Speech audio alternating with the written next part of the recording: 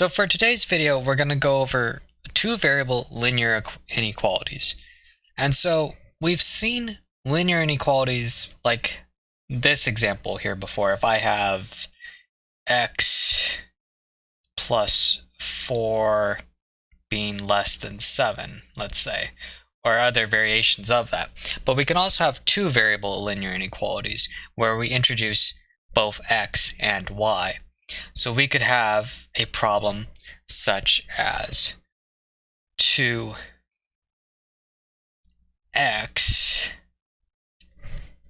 plus 5y is less than 7.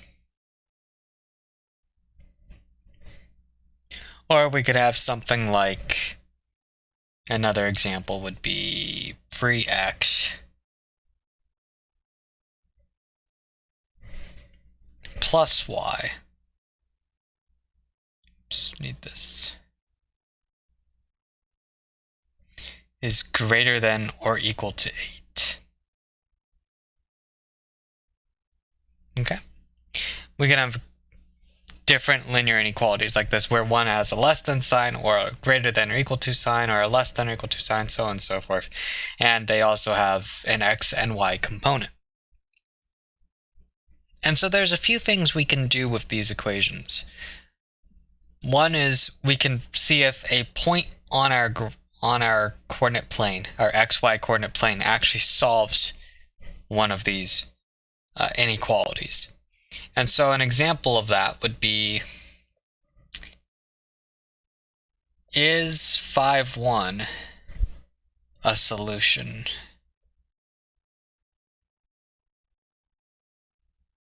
So let's go ahead and ask that. Is 5,1 a solution to this problem, which is, I'm going to use the one that we had above, which was 2x plus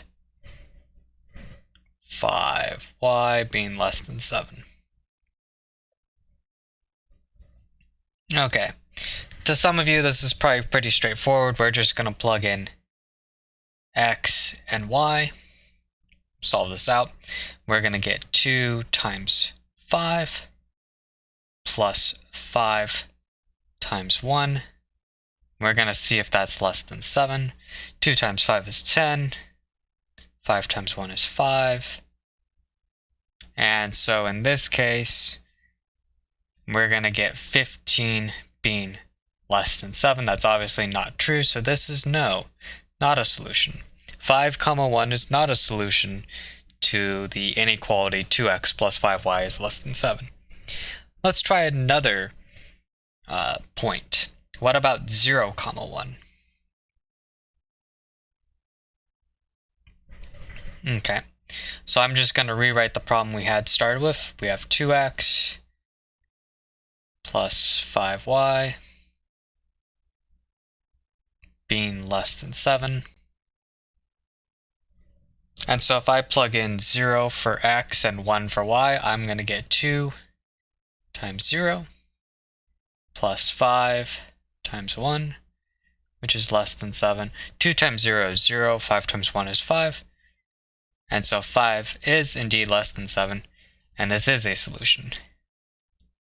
So we would say that 0, 1 is a solution.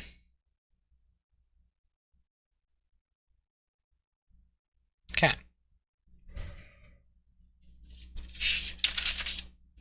Now, besides just plugging in points and seeing if they're solutions or not, we can also graph these inequalities. And so I'm going to give you a couple of different examples of graphing them. And then I'm also going to give you a quick summary of how we graph them. So first off, let's use our example problem that we've been working with. We have our good old 2x plus 5y is less than 7.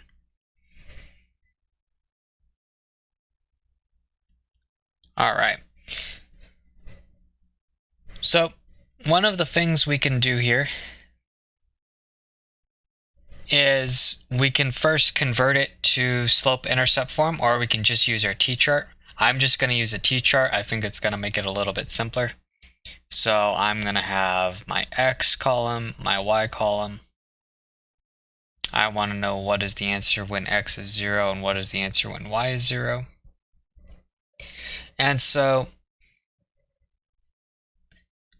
oh, that's right. In order to do this, we need to think of our less than or equal, our less than sign, or greater than or equal to sign, or whatever our inequality is, as just an equation sign. So first, let's think about this problem as being just 2x plus 5y equal to 7. I'm going to use green for that. Okay, that way we can plug in our points. And then we'll just get our x-intercept, our y-intercept, graph our equation, and we'll go from there.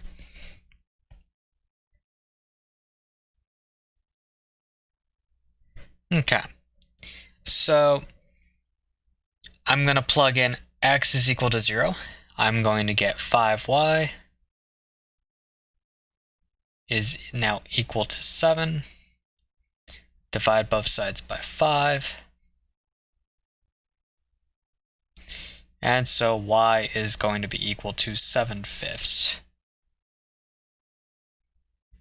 7 over 5, or I should probably make that a little bit smaller.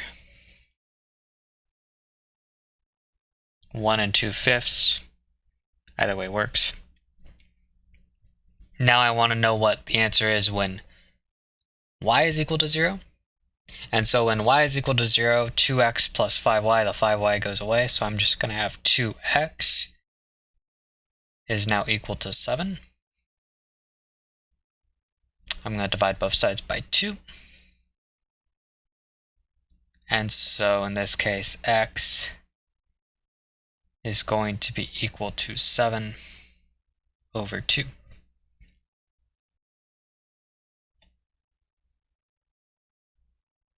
Okay. Now I have these as improper fractions. You can also write them as mixed numbers, which will probably be easier to graph. 7/5 will be 1 2/5, and 7 over 2 will be 3.5. So let's go ahead and graph these 2 points. All right, so I'm going to have my number line. Here's my coordinate grid. Here's my y, here's my x. 1 2 3. 1 2 3. All right, 0, 7/5 will be approximately, use orange for this, it'll be approximately right here. That's where 0, 7/5 is at. And then, what is that? 7 seconds, 0 will be, I need actually one more spot over. It'll be right about here, 7 seconds. So if I was to do the conversion 7 seconds, just doing it shorthand, that is approximately 3.5. So that means my x-intercept will be right here at 7 seconds, 0. Okay. And so now, usually what we would do is we would draw a straight number line, but we're not going to do that yet. The reason for that is, let me go ahead and draw the equation we started with, the inequality we started with. And since it has either a less than or a greater than sign, we're actually going to use a dashed line to represent our line effectively.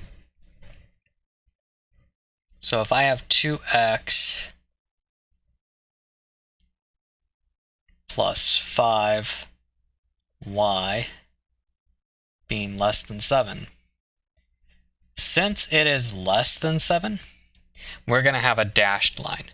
And what that looks like is basically just a dash. It's going to look something like this. Some people can also call this a dotted line. It may show up in your textbook, but it's going to look something like that. Okay. Now, we're almost finished when we graph linear inequalities. There's one last thing we have to do. We have to figure out which side of our line to shade on. Do we shade below the line or above the line?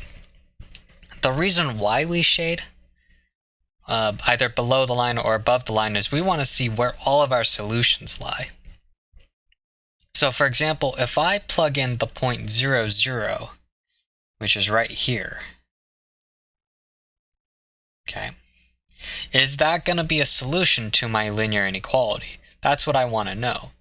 So if I plug in 0, 0, I get 0 here plus 0 here is less than 7, and obviously 0 is less than 7. And so that means the origin is a solution. That also means that any other point below the line here is also a solution. Now, since we're dealing with a less than symbol, and vice versa, if you were dealing with a greater than symbol, it would be the same thing, points on your line are not a solution. So for example, 7 seconds comma 0 is not a solution, or our other y-intercept is not a solution. However, if it was 2x plus 5y is less than or equal to 7, then it would be a solution. Okay? And the reason for that is if you plugged into in either our x-coordinate or our x-intercept or our y-intercept, then we would get a valid answer for our linear inequality. But in this case, we don't, since we just have less than or greater than. Okay. So I want to go over a couple of key points before I finish out this video, and then we'll have tons of examples in the next video. And I'm just going to use text feature here. So if we have either a less than or a greater than sign, we get a dotted line.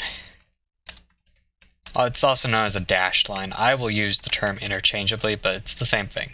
You're either going to get a dotted line or a dashed line like we had above.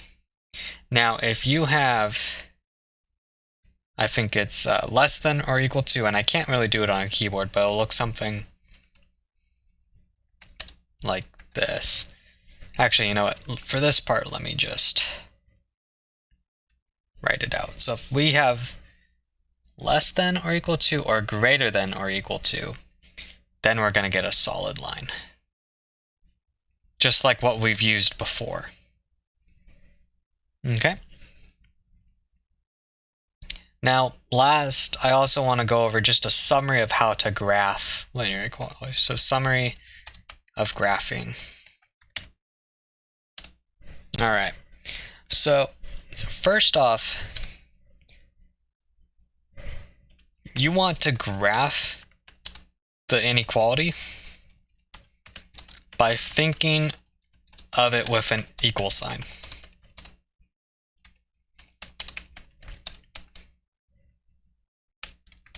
Okay, so when we started off, we had a 2x plus 5y is less than 7. We want to first just remove that inequality entirely and think of it as 2x plus 5y is equal to 7 and graph like we normally would. We would basically get 2 points, or you could put it into slope-intercept form, and you get your points effectively, and you can go from there. The next thing we need to do is exactly what I just showed above here. So if it's less than or greater than, you put in a dotted line. If it is less than or equal to or greater than or equal to, you get a solid line. Okay. And then the last thing we need to do is we need to select a test point to see where we need to see where we need to shade for our answers. Okay. Common one is 0, 0. So a common, this common test point is 0, 0. Now, if your linear inequality actually goes through the origin 0, 0, then you can't use it as a test point. So I'm just going to add that as a little added step. So 5. If your inequality goes through the origin 0, 0, then you must choose a different point.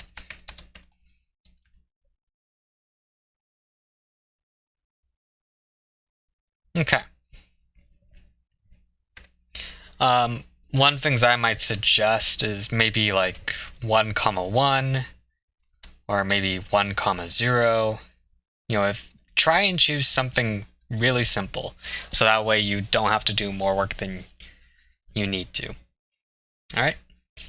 So in the next video, we'll have examples of these linear inequalities, and I think, as with all mathematics, I think you learn best by doing. So that's why I kind of want to keep this a little brief. And we'll do some examples in the next video.